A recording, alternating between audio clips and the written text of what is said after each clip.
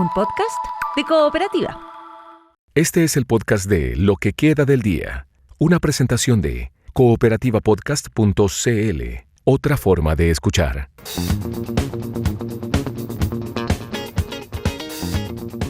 Hola, soy Paula Molina, este es un nuevo episodio de Lo que queda del día en Cooperativa.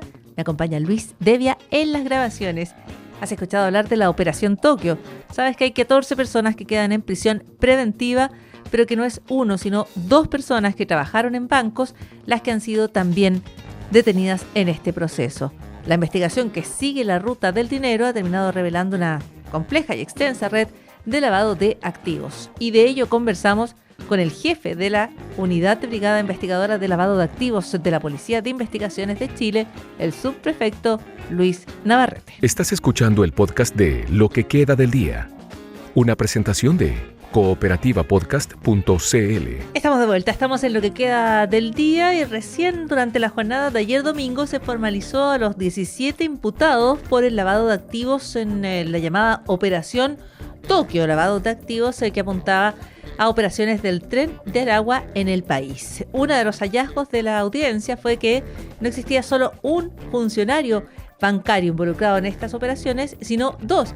La otra es una mujer. Vamos a conversar más detalles respecto a la audiencia, a esta investigación que es un golpe para las operaciones de lavado de dinero en el país, una que ha sorprendido por los montos involucrados, como también por la participación de quienes ejercían labores en instituciones bancarias en el país. El subprefecto Luis Navarrete, jefe de la Unidad de la Brigada Investigadora de Lavado de Activos de la Policía de Investigaciones, está al teléfono de Cooperativa. ¿Cómo está, subprefecto? Muy buenas tardes. Muy buenas tardes, muchas gracias por la invitación. Muchas gracias por los minutos con Radio Cooperativa. Me gustaría partir, subprefecto, preguntándole por esta revelación que se conoce dentro de la audiencia respecto a que hay dos funcionarios, un funcionario y una funcionaria, ambos por supuesto fuera de estos bancos, pero que trabajaron durante varios años en instituciones bancarias. Y me gustaría preguntarle respecto a los papeles que ellos cumplían, pero también, subprefecto, por el carácter inédito de este trabajo para personas que tenían roles dentro de los bancos y que por muchos años trabajaron allí sin que se hubieran identificado, por ejemplo, lazos con una organización criminal, como es el caso de lo que estamos viendo. Claro, como bien usted dice, a lo largo de esta investigación logramos determinar que existía un ejecutivo del Banco Santander que facilitaba sus cuentas para recibir dineros de origen ilícito, respecto de una organización criminal compuesta por miembros del Tren de Aragua. Y como dice usted también, existió también una ejecutiva del Banco Estado. No obstante, la información que nosotros logramos recabar corresponde a que ella recibió remuneraciones directamente del Banco Estado hasta el año 2022 y posteriormente esta mujer prestó servicios a una empresa externa que prestaba servicio como proveedor al Banco Estado. No directamente trabajaba en esa entidad bancaria. Subprefecto, pero respecto a la mujer, ¿no? Ella es una contratada a través de una empresa externa. ¿Qué papel tienen estas empresas externas en los bancos? ¿Una empresa externa puede abrir, por ejemplo, cuentas corrientes? Porque ese era uno de los trabajos que ella realizaba, ¿no es cierto? Igual que el otro detenido. ¿No son estas funciones que se realizarían dentro de los bancos y no a través de externas? Bueno, es parte de la investigación. No obstante, los bancos pueden contratar servicios externos de múltiples funciones, de múltiple naturaleza.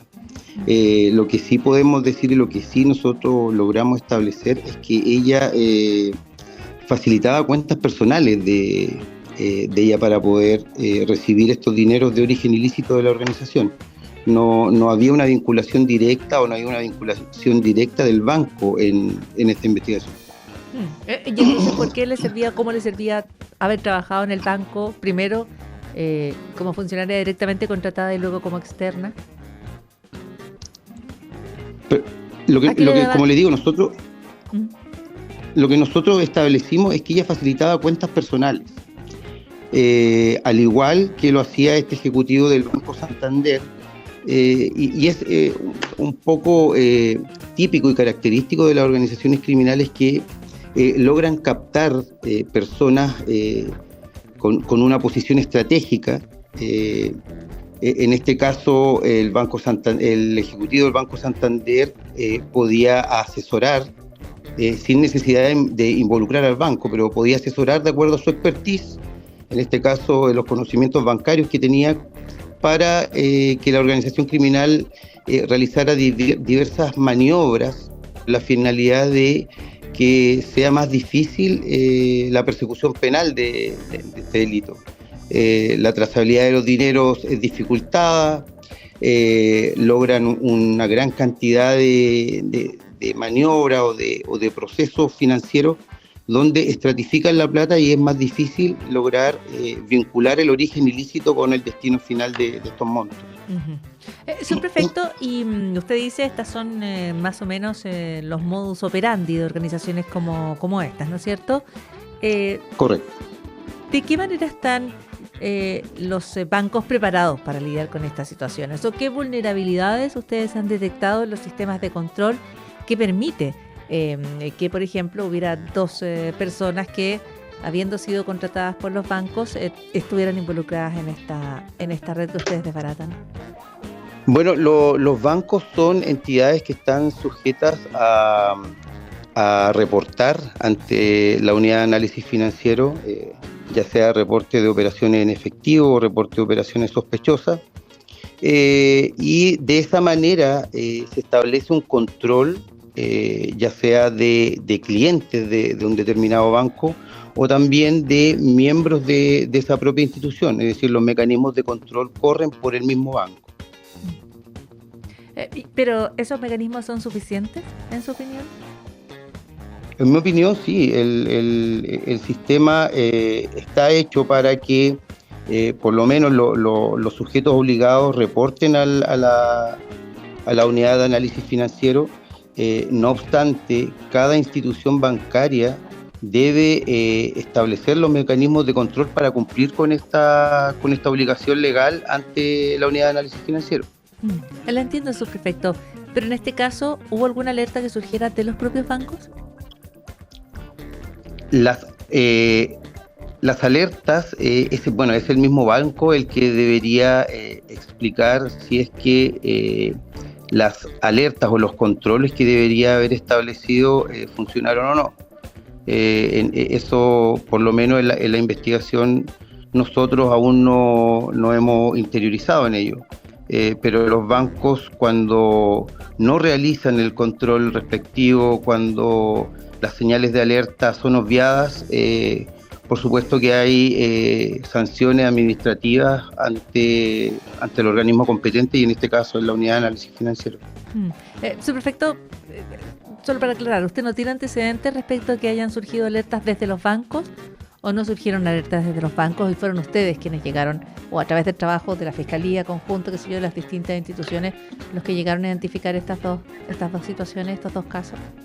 Claro, efectivamente, a través de la investigación realizada por la BRILAC Metropolitana y la Brigada contra el Crimen Organizado Centro, se logró determinar la participación de estas dos personas, de estos dos ejecutivos de estas entidades bancarias, y logramos determinar lo que le decía, que ellos facilitaban estas cuentas para esta organización, recibiendo dineros de distintos ilícitos. Ya, lo entiendo, pero me queda claro de su respuesta que estos casos se pueden investigar o se pueden identificar gracias al trabajo que ustedes hacen y no de alertas que surgieran desde los bancos. Bueno, las alertas que surgen desde los bancos es información bastante importante, que va direccionada hacia la unidad de análisis financiero, y esta entidad, luego de un proceso también de análisis, de información, de acuerdo a los antecedentes que vayan recabando, pueden o no informar al Ministerio Público para que dé origen a una investigación. Nosotros, respondiendo a su pregunta, logramos llegar a identificar a estas dos personas luego de un trabajo investigativo, de análisis de documentación bancaria, tributaria y distintas otras técnicas investigativas para lograr determinar lo que le he mencionado. Perfecto. Subprefecto, y respecto a la colaboración con la que se contó una vez que ustedes ya habían realizado la identificación de estas personas o en el marco del trabajo que estaba haciendo su unidad, ¿cuánta colaboración se les prestó desde esas instituciones? ¿Usted me dice de las instituciones bancarias? Claro, porque son dos bancos, ¿no es cierto? Correcto. Banco Estado y Banco... No quiero que Carmen los bancos... Perfecto, porque es algo bien... Banco Santander, sí. Y Banco Santander, Bueno, recordemos que estamos en una etapa de la investigación todavía continúa. Nosotros y el Ministerio Público requerirá la información necesaria a estas entidades y no tengo duda que van a cooperar para entregar esos antecedentes, pero vuelvo a lo mismo, estamos en una parte de la investigación y quedan muchas diligencias pendientes. Subprefecto, hay una conversación abierta en lo político que tiene que ver con la necesidad o no de levantar el secreto bancario o hacer más expedito el acceso a información bancaria. En el caso de su unidad, ¿se cuenta con las unidades, que se cuenta con las facultades necesarias? ¿Requerirían otras facultades? Bueno, nosotros como Brigada Investigadora de Lavado de Activos, durante los procesos investigativos debemos entregar antecedentes necesarios que van surgiendo en una investigación para que el fiscal tenga los argumentos para pedir el levantamiento de secreto bancario al tribunal que corresponde. Y luego de eso nosotros realizamos los análisis correspondientes, pero no tenemos otro tipo de obstáculos. Sí debemos nosotros, como le digo, argumentar esa solicitud. Ya, ¿y eso no hace más lento, no hace más complicado el proceso? No hemos tenido inconveniente, como le menciono, para realizar nuestras investigaciones. Nosotros en una primera instancia recabamos información, levantamos información patrimonial, financiera, judicial, y eso nos va dando una especie de fotografía de las organizaciones, los blancos que están siendo investigados, y de esa manera argumentamos en una segunda etapa, argumentamos ante la Fiscalía la solicitud para que pueda gestionar el levantamiento secreto bancario. Perfecto, y ese es el mecanismo que utilizan. Por lo pronto han quedado 14 personas en prisión preventiva a raíz de esta operación Tokio. Subprefecto Luis Navarrete, muchísimas gracias por la entrevista con Radio Cooperativa, por entregarnos algunos detalles más para lograr entender mejor esta operación. Muchísimas gracias. Muchas gracias a ustedes, hasta luego. Muy buenas tardes. El jefe de la Unidad de Brigada Investigadora de Lavado de Activos de la PDI, la Policía de Investigaciones de Chile.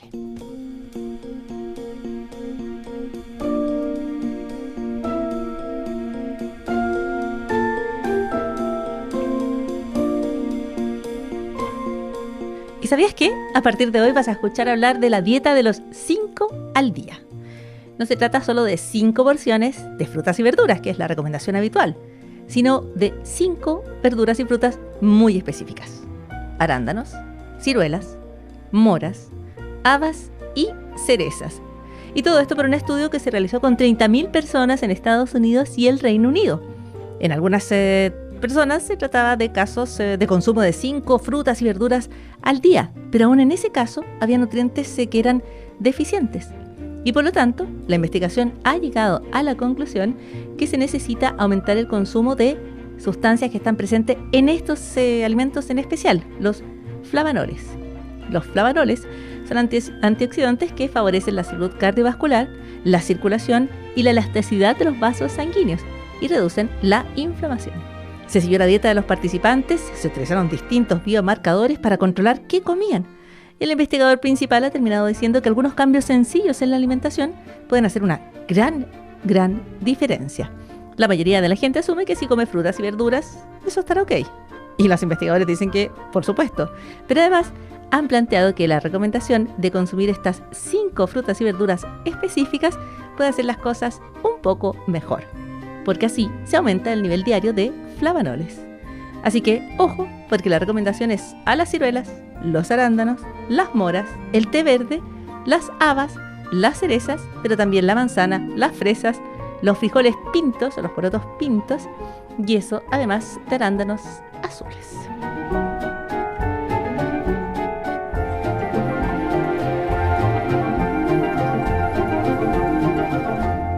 Y eso también es parte de lo que queda del día.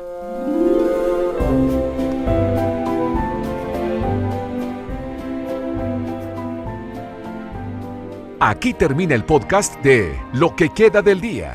Lo escuchas en vivo, de lunes a viernes, desde las 5 de la tarde, en Radio Cooperativa y todos los días en cooperativapodcast.cl.